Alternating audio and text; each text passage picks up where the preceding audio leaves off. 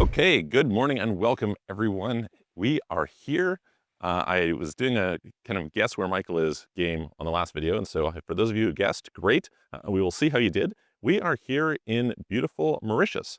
So Mauritius, for those of you who don't know, is an island kind of off the coast of Africa, quite far south. So sort of down by Madagascar, Reunion, and it's a really beautiful place. It's super lush and green and jungly and humid and warm. It's pretty consistent weather. I mean, it depends on where you are on the island. One of the things that's really interesting about it is because it's kind of this dormant volcanic island, you've got a situation where you have lots of kind of mountainous terrain, and that kind of creates these microclimates that is a little bit different than what you get in some areas, for example, such as Maldives.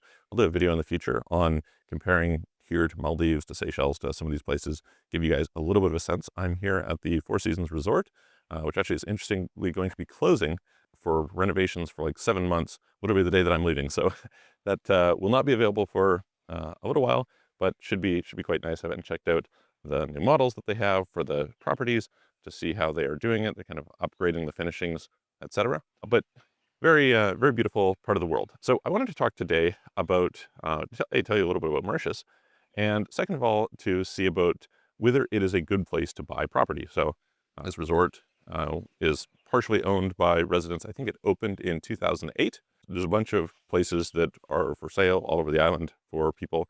And so for me, I grew up I was kind of very fortunate.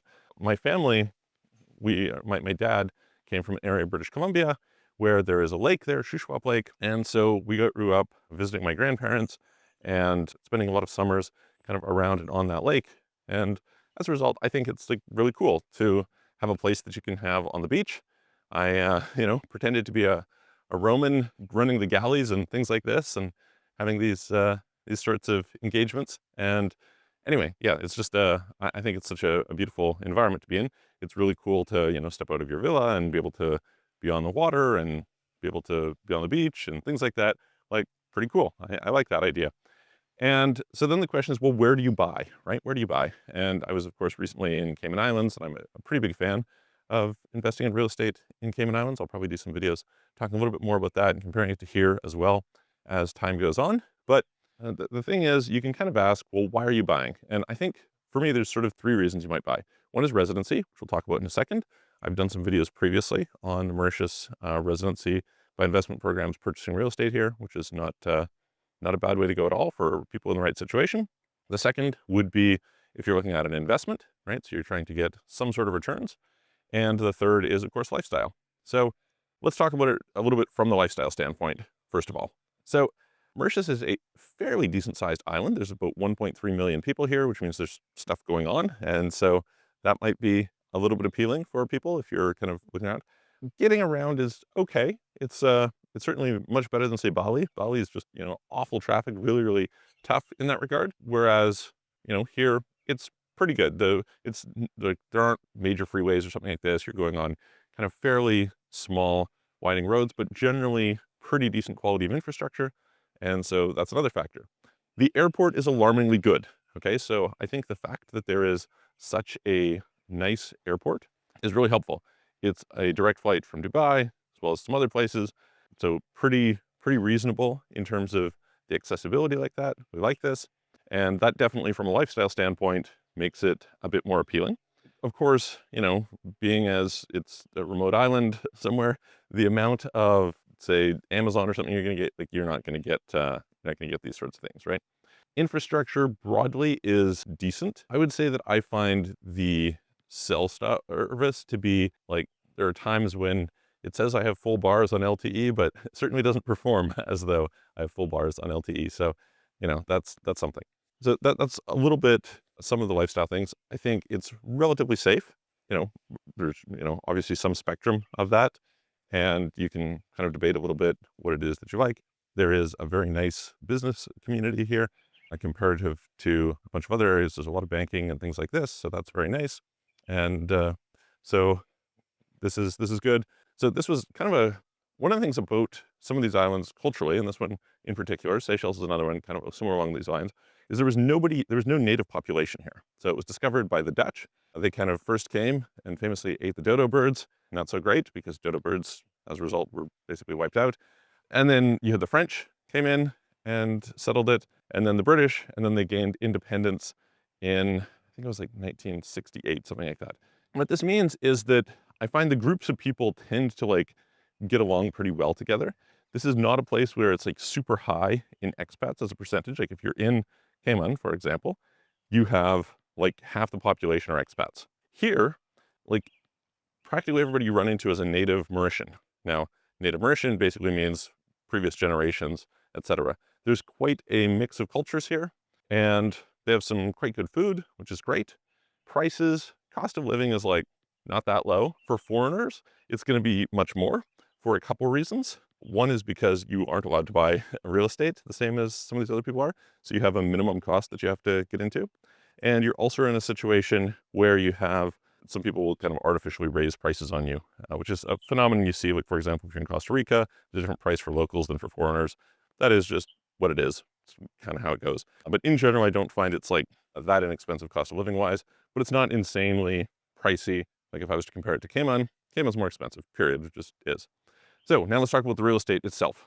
So from the standpoint of buying real estate, you're restricted. You basically have to spend $375,000 or more on property. There actually are a lot of pretty affordable properties on the island, but it turns out that those very affordable properties are nevertheless not available to you. So no, not to say like, you know, $375,000, $5,000, not so much, but what you get for the money, I find is like, it's okay. It's okay. It's not super cheap. It's not super expensive, but yeah, it's just like, you have to be happy with what you get. And there are a lot of like really nice properties. There are some great developments that you can go and check out. And so that's something. If a person is looking, I mean, there's beachfront property, there's nice big villas. There seems to be like pretty high quality in terms of construction, at least from what I've observed. And so if you just are looking at it from a lifestyle play and it works kind of in the geographic setting, cool. Like, you know, that could be good for you. The other alternative is from an investment standpoint. From an investment standpoint, I don't think it's good. I find the rental yields are quite poor.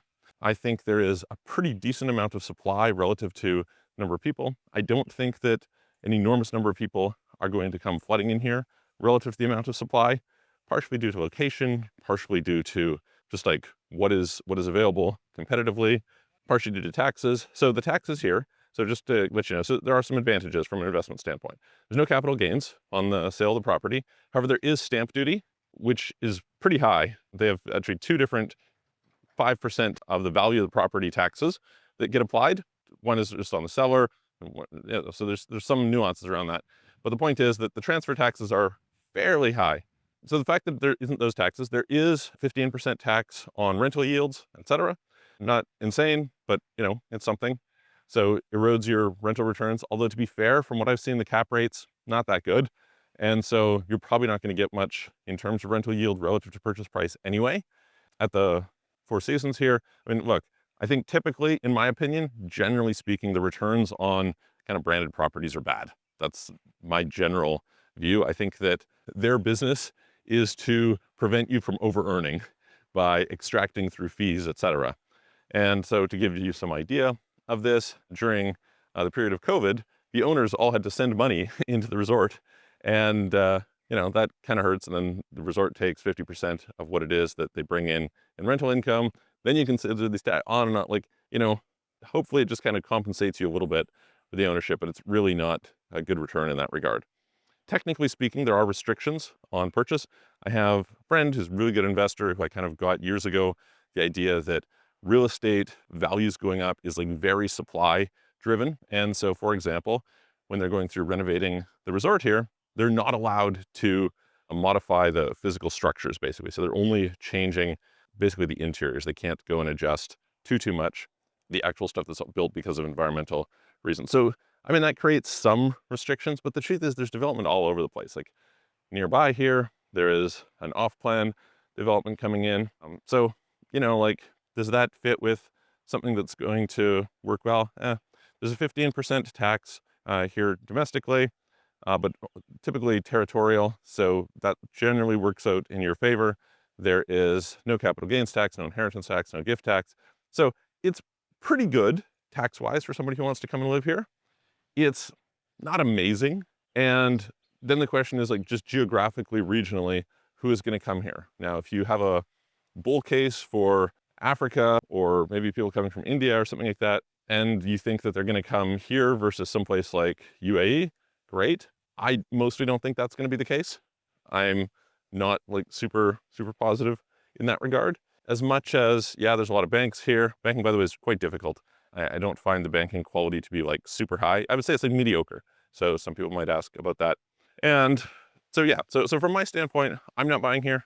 I think that kind of balance of opportunities, risk to reward, doesn't make the best sense. From the standpoint of lifestyle, I think, you could have pretty good, my experience from people who live here is they seem to really like it. They seem to really love it. And that tells me something, right? That tells me a lot about, just the quality of life and how people like things. There are some definitely areas you can see a lot of development in the kind of commercial sector. Language-wise, they have 3 languages, English, French, and Creole. And so, for people who are interested in having both kind of French and English, it might be interesting to hire people. I'll talk to some of that in a future video. But yeah, I think like it's a wonderful place.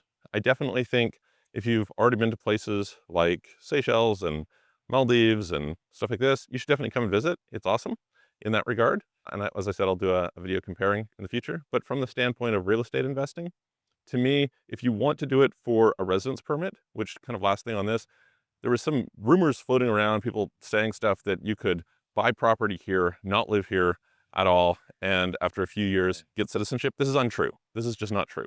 So I don't know where people kind of had that idea. Maybe in like some rare situation, you could have connections with the government and something could happen to help get that through. But no, you actually have to physically come and reside and be a resident in Mauritius for a period of years in order to qualify for the citizenship. So it's cool for getting a residence permit and having a backup plan. And if you want to spend part of your year here and live accordingly, awesome. I think that makes lots of sense for the right people.